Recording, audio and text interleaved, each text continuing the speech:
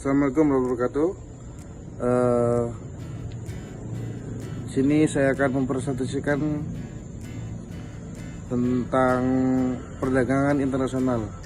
Saya Sabul Arifin dari kelompok 12. Yang pertama kita simak adalah pembahasan. Perdagangan internasional adalah perdagangan yang terjadi antar negara-negara, baik berupa barang maupun jasa, atas dasar kesepakatan bersama. Yang kedua yaitu keunggulan dari perdagangan internasional. Yang pertama yaitu keunggulan absolut. Keunggulan absolut adalah keunggulan suatu negara dalam menyediakan suatu produk, karena hanya negara tersebut yang dapat menyediakan produk tersebut, atau ketika negara tersebut menjual suatu produk dengan harga yang lebih rendah dari negara lain. Yang kedua yaitu keuntungan komparatif. Keuntungan komparatif yang diperoleh suatu negara di mana negara tersebut memperoleh keuntungan yang paling besar atau kerugian yang paling sedikit dalam menjalankan perdagangan internasional. Agar dapat memperoleh keuntungan komparatif, suatu negara harus berkonsentrasi pada produk yang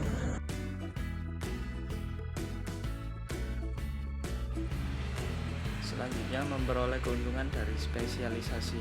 Menurut Sadono Sukirno, manfaat perdagangan internasional adalah sebagai berikut. Yang pertama, memperoleh barang yang tidak dapat diproduksi di negeri sendiri. Yang kedua, memperoleh keuntungan dari spesialisasi.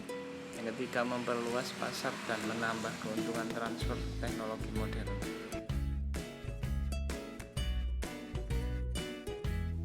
Selanjutnya saya akan menjelaskan tentang ekspor dan impor.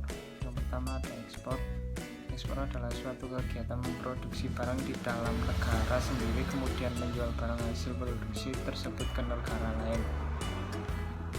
Yang kedua ada impor. Impor adalah suatu kegiatan membeli barang yang diproduksi oleh negara lain dan didatangkan ke negara kita untuk digunakan di negara lain kita.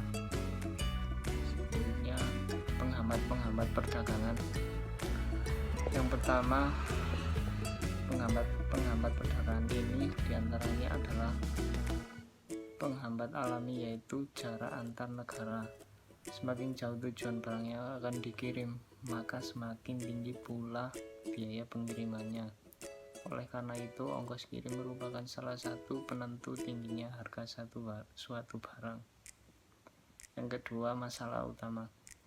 Masalah utama yang menjadi penghambat dari perdagangan internasional adalah penghambat yang dibuat sendiri, yaitu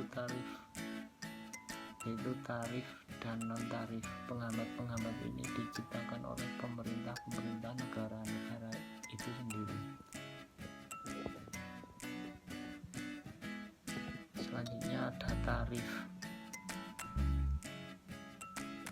Tarif adalah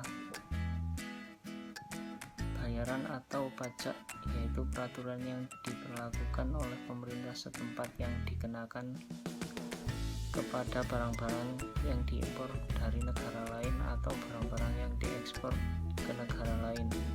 Pendapatan tarif diset rendah karena bertujuan untuk mengumpulkan uang, bukan untuk mengurangi impor barang atau jasa.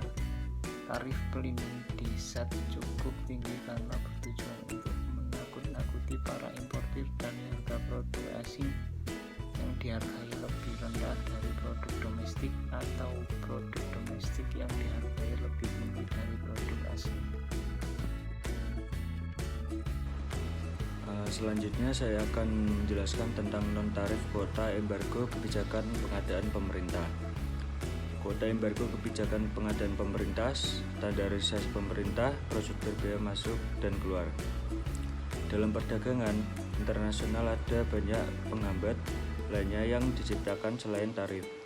Penghambat tersebut antara lain neraca perdagangan dan neraca pembayaran.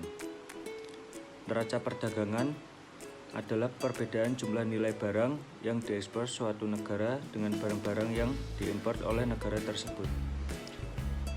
Sedangkan neraca pembayaran adalah perbedaan antara aliran uang yang masuk ke dalam suatu negara dan uang yang mengalir keluar akibat dari perdagangan dan transaksi-transaksi lainnya.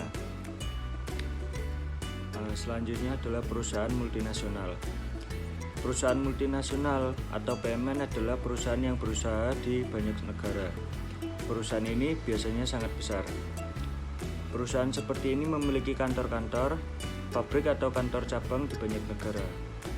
Mereka biasanya memiliki sebuah kantor pusat di mana mereka mengkoordinasi manajemen global. Mereka biasanya memiliki dana yang melewati dana banyak negara. Mereka dapat memiliki pengaruh kuat dalam politik global. Mereka dapat mempunyai pengaruh ekonomi yang sangat besar bagi para politisi, dan juga sumber finansial yang sangat berkecukupan untuk relasi masyarakat dan melebihi politik. Selanjutnya saya akan menjelaskan tentang lingkungan bisnis multinasional. Perusahaan yang melakukan bisnis di dalam negara asalnya perlu memperhatikan perkembangan bisnis di tempat lain, karena itu dapat mempengaruhi perkembangan bisnisnya. Perusahaan yang melakukan bisnis di negara lain perlu memonitor lingkungan sekitarnya. Lingkungan yang dimaksud diantaranya adalah lingkungan ekonomi, lingkungan teknologi, lingkungan kompetitif, dan lingkungan sosial budaya. Selanjutnya, perdagangan internasional. Perdagangan internasional adalah perdagangan yang dilakukan oleh penduduk suatu negara dengan penduduk negara lain atas dasar kesepakatan bersama. Penduduk yang dimaksud dapat berupa antar perorangan, individu dengan individu, antara individu dengan pemerintah suatu negara, atau pemerintah suatu negara dengan pemerintah negara lain. Banyak faktor yang mendorong suatu negara melakukan perdagangan internasional, diantaranya sebagai berikut. Untuk memenuhi kebutuhan barang dan jasa dalam negeri, keinginan memperoleh keuntungan dan meningkatkan pendapatan negara, adanya perbedaan kemampuan penguasaan ilmu, pengetahuan teknologi dalam mengolah sumber daya ekonomi, adanya kelebihan penduduk dalam negeri sehingga perlu pasar baru untuk menjual produk tersebut, adanya perbedaan keadaan seperti sumber daya alam, iklim, tenaga kerja, budaya, dan jumlah penduduk yang menyebabkan adanya perbedaan hasil produksi dan adanya keterbatasan produksi, adanya kesamaan selera terhadap suatu barang, keinginan membuka kerjasama, hubungan politik, dan dukungan dari negara lain, terjadinya era globalisasi, tidak satu negara pun di dunia dapat hidup sendiri. Sekian presentasi dari kelompok 12, saya Johan Enarius Salam. Assalamualaikum warahmatullahi wabarakatuh.